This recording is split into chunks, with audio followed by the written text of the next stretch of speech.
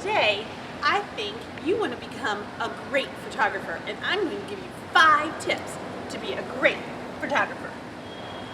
First tip is going to be to check your lighting. When you are a photographer, light is your friend or your enemy. You have to make sure it's great. So the first thing you want to do is make sure the sun is always at your back. Lighting is really important to a photographer. You can see my picture here. This is me. This is the flower I want to take a picture of. And the sun is behind me. I'm going to show you how to do that. Right here is the sun. And I'm going to turn my back so the sun faces my camera. Now, my picture looks great. If I don't do that, my picture sometimes is in a shadow and it's hard to see. And it can look like this. And sometimes it can look like this. So remember to always keep the sun at your back. And the best time to take a picture is sunrise or sunset. Here's a picture of my friend with the sun at my back. One thing a great photographer does is they have to stand still. It's really hard. I love to wiggle. But if you take a picture and you're moving, it will look blurry. It will look a little bit like this.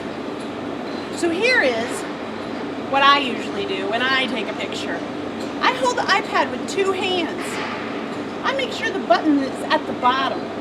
I plant both my feet and I turn my body to what I want to take a picture of. Then I take a deep breath and I press click. That way I know I am very still and my picture won't be blurry. One thing a great photographer does is decide on one thing to focus on. And when they do decide what to focus on, they get really close. So take a look at this picture. I took a picture of this garden. You can see 2 different pictures. One is the whole garden.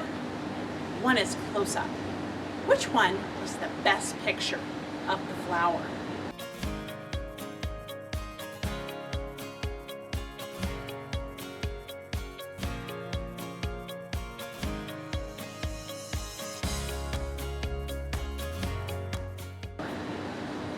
Sometimes you want to take a whole picture of an area like the playground.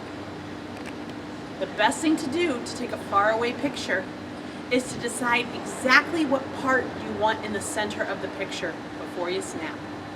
So remember, get close and choose a focus.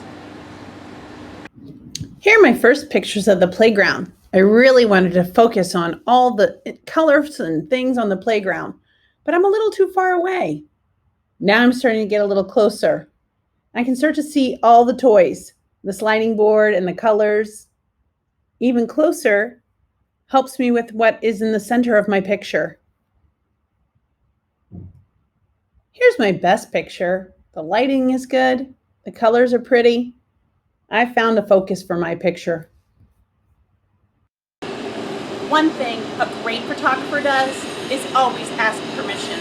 Remember, if you're taking a picture of a person, that is part of their digital footprint, and we want to make sure they stay safe. We respect and protect others. This is what I usually do. Hi, Rebecca. Hello. Can I take your picture? I stand still. I make sure I have a great shot, and I take a picture. Thank you. Welcome.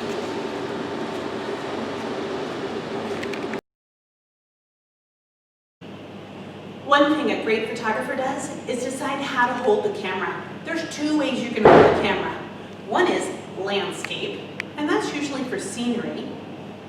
One is portrait, and that's great for pictures of people. When I hold my camera portrait, it's great to take somebody's picture. When I hold my camera landscape, it covers a bigger area. So make a good choice on how you hold your camera. Here are 2 portraits. You can see you can get really close so you can see the person's face. I got 2 people in this shot. Here's some landscape pictures. You can see I can fit more in my screen.